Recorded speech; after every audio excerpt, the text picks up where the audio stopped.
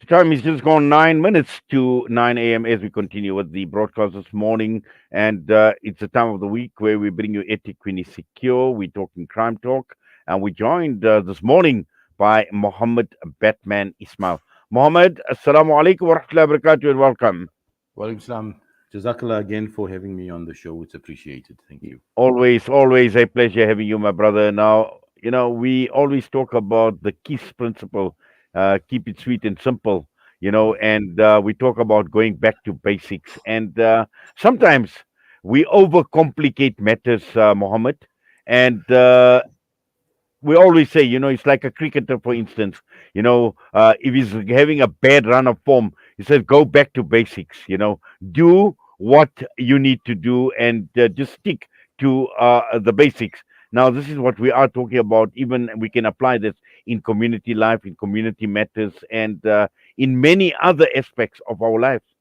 Well, it's a very important point, and as you say, going back to basics and applying it as, excuse me, into life. Now we had our CPF meeting last night, and one of the things that we brought up was going back to basics and what do we understand by going back to basics and who we are as a community police forum and what do we do and how do we do things.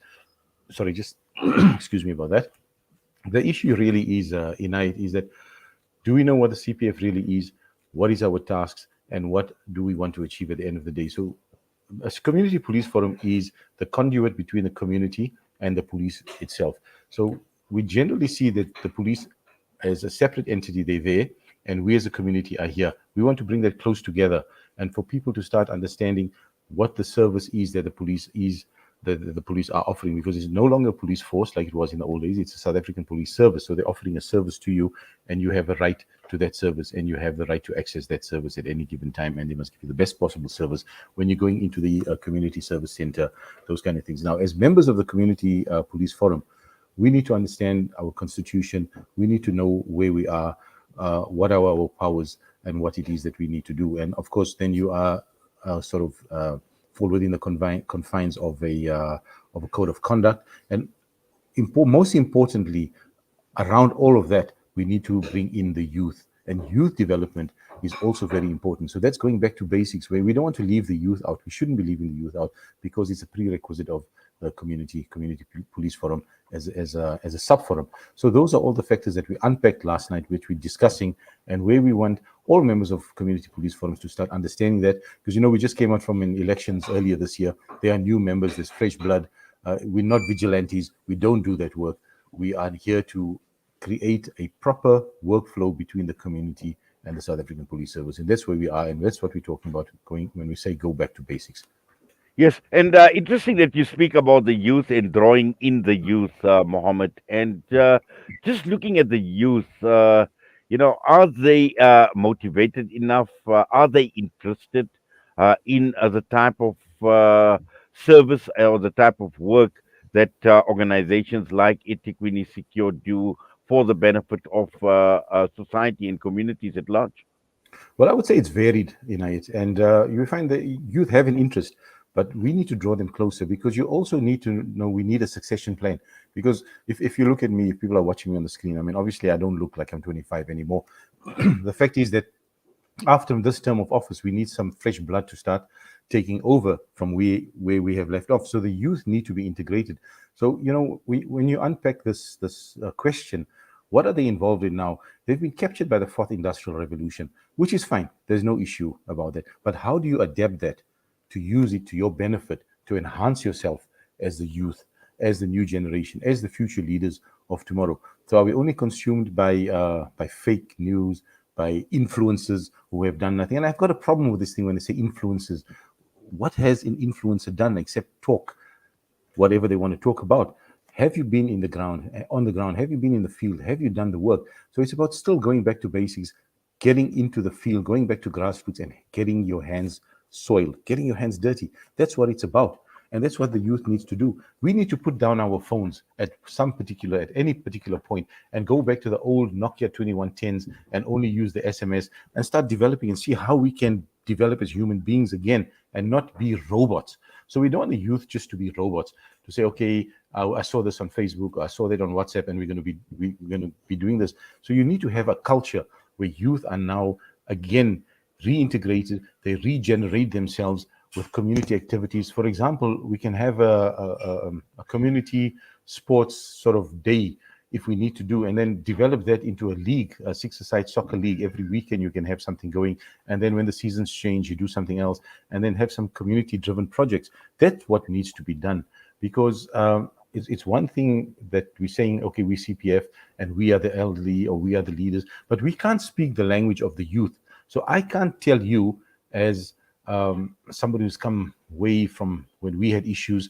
that affected us as the youth, what are the issues affecting the youth today? So we can't speak on their behalf. They need to empower themselves and speak on behalf of themselves about the issues that affect them. So they have to be the self advocates of the youth, and that's what we need to inculcate, and that's important.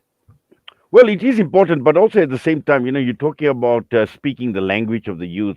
The youth need to start speaking the language of perhaps your generation and my generation as well, because we've realized what challenges are. We know that the future of the youth doesn't look very, very rosy, considering where we are right now as a country, and whether we're talking about employment, we're just talking about social issues, socio-economic issues, and at the end of the day, what you are doing, what your organization is doing, what people of your generation is doing, is basically laying the groundwork, the foundation, the platform for future generations. And this is why I'm saying that the youth need to start speaking the language of this generation. I have a question for you then, Inayat. How many platforms are we going to lay? How many foundations are we going to build? Because the generation before me built a foundation. So foundations are going to change, structures are going to change as we move along. So I think we need to look at structure, how we're going to develop structure and expand that structure on the foundation that was built by your generation and perhaps my generation and our forefathers before us. But ask a youngster today, can you change a light bulb? Can you fill tire pressure? Do you know how to change a puncture? Do you know how to connect just an ordinary plug? Where does the earth go, the live and the neutral? Do they know these things? If they don't know that, they are failing. They are failing because that's basic that you need to do. Are the youth in school developing skills, whether it's carpentry or any of those skills? What are they doing? Because those skills take you through life. Have they been to the university of the street? Have they seen these? So you, in your generation, my generation, those before me, we went to the University of the Street and we learned these things. It wasn't just about books. It wasn't just about the technology that we are consumed by, that we are captured by. And the technology can be incredibly dangerous and incredibly useful. So it's how we want to use that to create these platforms and build those structures as we move forward.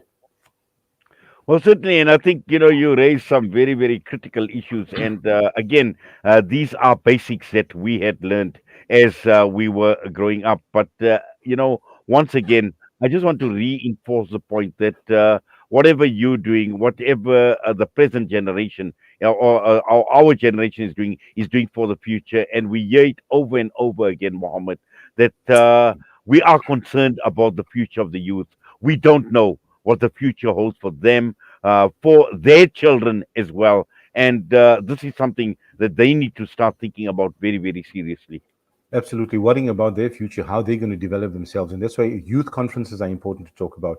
You need to start inculcating this kind of culture of discussion in schools at school level, whether it's senior primary, moving into high school, and taking it further into that, because we can't tell the youth or we can't worry about the future in the sense to say that, we're worried about what's going to happen in the future. The future hasn't happened, but you need to start developing now to see that how do we want to develop ourselves and take us into the direction that we want to go. We can advise them. We can say our generation was different. This is what we did. This is where we are today. You guys are more sort of advanced technologically. Use it to your advantage. Create those programs. Go out there and let's start involving others. Let's start not ostracizing.